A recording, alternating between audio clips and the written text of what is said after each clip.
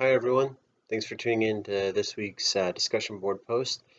This week we're talking about situational awareness, also with sights and sounds not being accurate, being too task saturated to focus on any given task.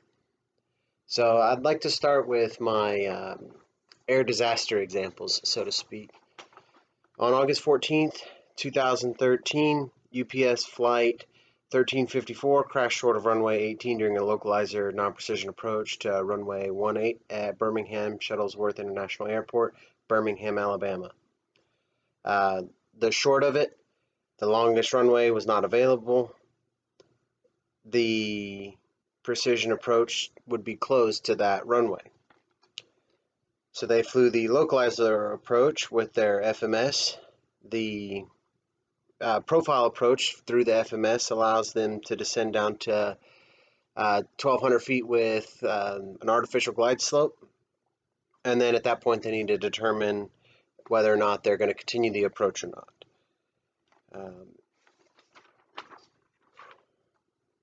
Neither pilot recognized that the flight plan in the FMS was not verified. Neither pilot recognized the information of the FMS was essentially meaningless because they didn't properly sequence the FMS, even though they knew they were above the glide path, or what should have been the artificial glide path. Neither one of them noticed that they were high, not low. Descent below the MDA is not permitted until the runway is in sight and the aircraft can make a normal descent to the runway. Because the airplane was descending in vertical speed mode without vertical path guidance from the vertical descent indicator, it became more critical for the flight crew to monitor their altitude and level off at the MDA. The first officer made the required 1,000 foot above airport elevation call out, and the captain noted the decision altitude was 1,200 feet MSL, but maintained the 1,500 feet per minute descent rate. The airplane continued to descend at a rate of about 1,000 feet per minute as they got closer. Neither pilot appeared to be aware of the airplane's altitude after the first officer's 1,000 foot call out. They impacted terrain about a mile short of the runway, even after calling out runway in sight. That's from NTSB report AAR-14/02. This one is November 10th, 2015. Executive Flight 1526 departed control flight while on non-precision localizer approach to runway 25 at Akron Fulton International Airport and impacted a 4-unit apartment building in Akron, Ohio. Contrary to Executive Flight's practice of the captain acting as pilot flying on flights carrying passengers, the FO was pilot flying and captain was pilot monitoring. The approach brief was unstructured, inconsistent, and incomplete, and the approach checklist was not completed. As a result, captain and first officer did not have a shared understanding of how the approach was to be conducted. Approach controller instructed the flight to reduce speed. Airplane was already established on the localizer when the approach clearance was issued and could have descended to the final approach fix minimum crossing altitude of 2,300 feet. However, the FO did not initiate descent, captain failed to notice, and the airplane maintained 3,000 feet. The FO continued to slow the airplane to 125 knots, well below the approach speed with 25 flaps of 144 knots. First officer did not realize it, and the FO's lack of awareness and his difficulty flying the airplane should have prompted the captain to take control, but the captain did not. First officer requested 45 degrees, contrary to Executive Flight's non-precision approach profile. 400 feet higher than the MDA, it was out of position to use a normal descent rate of 1,000 feet per minute to the MDA. Captain instructed the FO not to descend so rapidly, but did not take control of the airplane. The captain did not make the required callouts. The first officer did not arrest the descent. Captain should have determined that the approach was unstabilized, but he did not do so. 14 seconds after the descent below the MDA, the captain instructed the first officer to level off. The airplane entered a stalled condition, and about 7 seconds later, it impacted the ground. And that's NTSB AAR-16/03. February 23rd, 2019, Atlas Air Flight 3591 was destroyed after it rapidly descended from an altitude of about 6,000 feet MSL and crashed into a shallow muddy marsh area of Trinity Bay, Texas, about 41 miles east-southeast of George Bush Intercontinental Houston Airport, Houston, Texas. As the flight descended towards the airport, they began setting up for the approach. The FO was the pilot flying, captain was pilot monitoring. Flight data recorder data indicated that during the time, aircraft load factors consistent with the airplane encountering light turbulence, and the airplane's go-around mode was activated. This location and phase of flight were inconsistent with any scenario in which a pilot would have intentionally selected go-around mode, and neither pilot made a go-around call-out to indicate intentional activation. Within seconds, manual elevator control inputs overrode the autopilot into a steep dive, and the crew did not recover. 32 seconds of elapsed time between go-around mode activation and ground impact. Probable cause were inappropriate response by the first officer as the pilot flying to inadvertent activation of the go-around mode led to spatial disorientation and nose-down control inputs. Contributing was captain's failure to adequately monitor and assume positive control.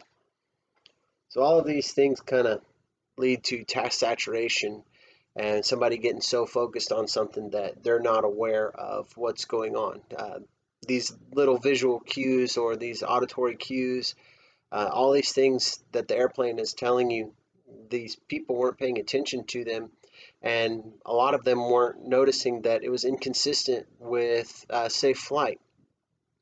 And that can be from a number of factors. It can be from just straight complacency. They were just so comfortable with it that it's fine. It happens all the time. That buzzer always goes off. It's fine. Keep going.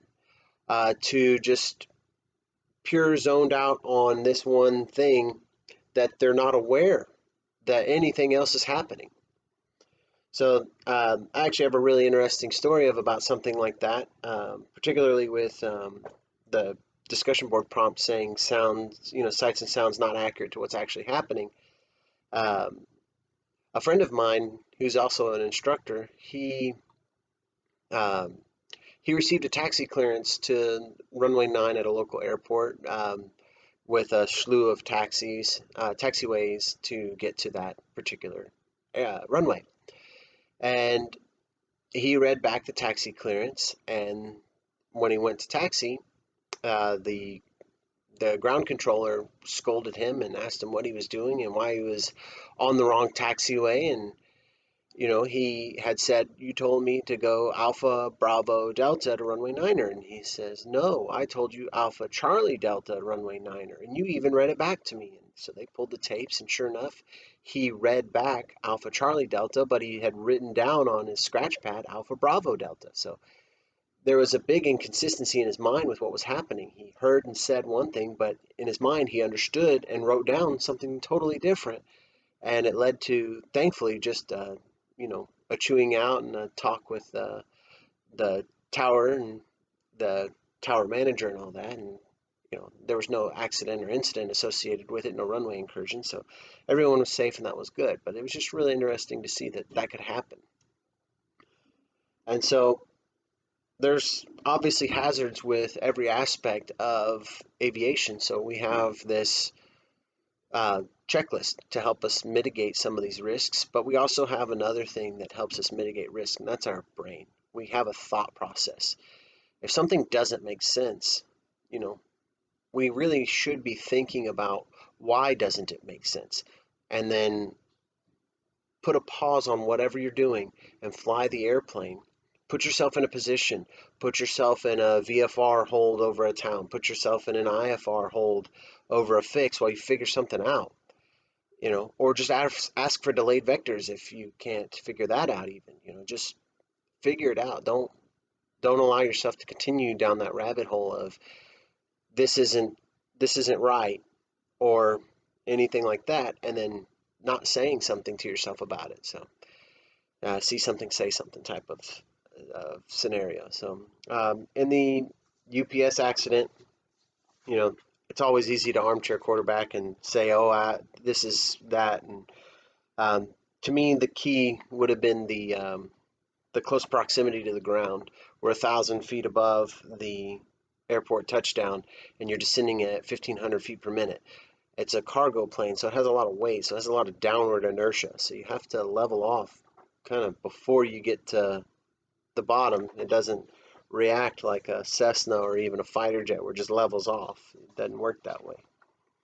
The Atlas Air Flight, that one, the key would have been you've been surprised by your automation, so to speak. It did something you weren't expecting. And the key would have been to disengage the autopilot and fly the instruments. The second that the FO wasn't following the instruments, the captain should have stepped in and allowed the pilot to recover from a spatial disorientation. The executive flight 1526, there's a lot in this that is really inconsistent with safe flight.